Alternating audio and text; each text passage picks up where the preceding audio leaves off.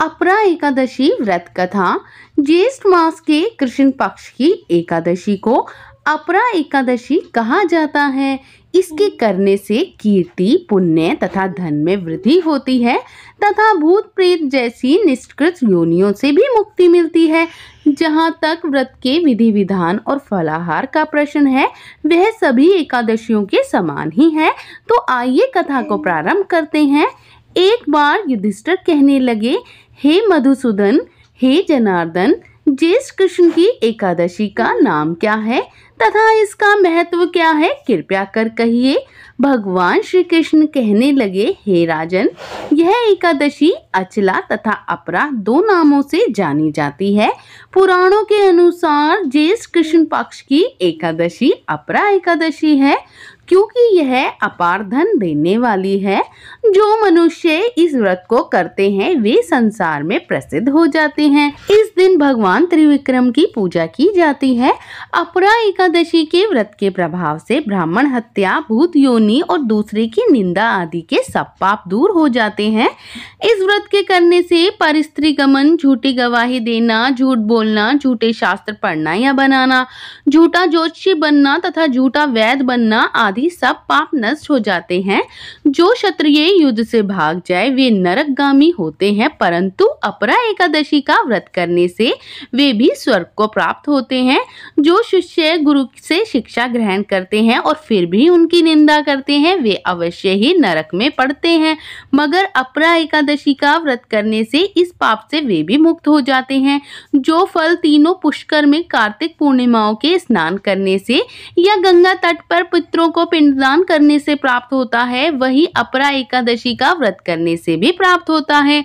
मकर के सूर्य में प्रयागराज के स्नान से, शिवरात्रि का व्रत करने से, सिंह राशि में बृहस्पति के गोमती नदी में स्नान से, कुंभ में केदारनाथ के दर्शन या बद्रीनाथ के दर्शन, सूर्य ग्रहण में कुरुक्षेत्र के स्नान से, स्वर्ण दान करने से अथवा अर्थ प्रसूता गोदान करने से जो फल मिलता है, वही फल अपरा एकादशी के व्रत से मिलता है।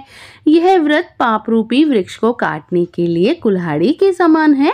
पाप रूपी ईंधन को जलाने के लिए अग्नि, पाप रूपी अंधकार को मिटाने के लिए सूर्य के समान, मृगों को मारने के लिए सिंह के समान। अतः मनुष्य को पापों से डरते हुए इस व्रत को अवश्य ही करना चाहिए। अपरा एकादशी का व्रत भगवान का पूजन करने से मनुष्य सब पापों से छूटकर विष्णु लोक को जाता है। इसकी प्रचलित कथा के अनुसार प्राचीन काल में महिध्वज नामक एक धर्मात्मा राजा था। उसका छोटा भाई वृषध्वज बड़ा ही क्रूर, अधर्मी और अन्यायी था। वह अपने बड़े भाई से द्वेष रखता था। उस पापी ने एक दिन रात्रि में अपने बड़े भाई की हत्या करके उसकी देह को एक जंगली पीपल के नीचे गाड़ दिया।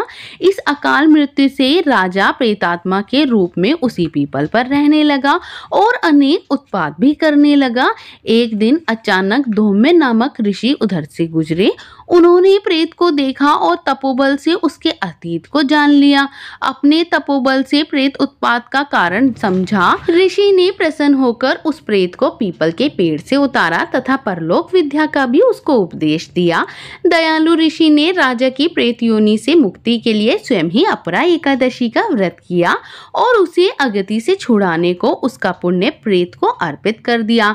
इस पुण्य के प्रभाव से राजा की प्रेत योनि से मुक्ति हो गई। वह ऋषि को धन्यवाद देता हुआ दिव्य देह को धारण कर पुष्कर विमान में बैठकर स्वर्ग को चला गया। हे राजन, यह अपरा एकादशी की कथा मैंने लोकहित के लिए कही है। इसे पढ़ने तथा सुनने से मनुष्य सब पापों से छूट जाते हैं। तो जो भी कोई इस व्रत को करता है उसके सभी तरह के पाप नष्ट हो जाते हैं। इस तरह कथा पूर्ण हुई। अब भगवान को भोग लगाइए और आरती। अब सभी मिलकर भगवान विष्णु की आरती करते हैं। ओम जय जगदीश हरे, स्वामी जय जगदीश हरे। भक्त जनों के संकट क्षण में दूर करे। ओम जय जगदीश हरे। जो ध्यावे फल पावे, दुख बिन से मन का। सुख संपत्ति घर आवे, कष्ट मिटे तन का। ओम जय जगदीश हरे। मात पिता तुम मेरी, शरण गहु मैं किसकी। तुम बिन और न दूजा, आस करूं मैं जिसकी। ओम जय जगदीश हरे। तुम पूर्ण परमात्मा तुम अंतर्यामी, पार ब्रह्म परमेश्वर तुम सबके स्वामी। ओम जय जगदीश हरे। तुम करुणा के सागर तुम पालन करता, मैं मूरख खल कामी कृपा करो भरता। ओम जय जगदीश हरे। तुम हो एक अगोचर सबके प्राणपति, किस विधि मिलूं दया मैं तुमको मैं कुमति। ओम जय जगदीश हरे। दीन बंधु दुख हरता तुम ठाकुर मेरे, अपने हाथ उठाओ द्वार प्रणाम तेरे। ओम जय जगदीश हरे। विषय विकार मिटाओ पाप हरो देवा, श्रद्धा भक्ति बढ़ाओ संतन की सेवा। ओम जय जगदीश हरे। ओम जय जगदीश हरे। स्वामी ओम जय जगदीश हरे। बोलो विष्णु भगवान की जय।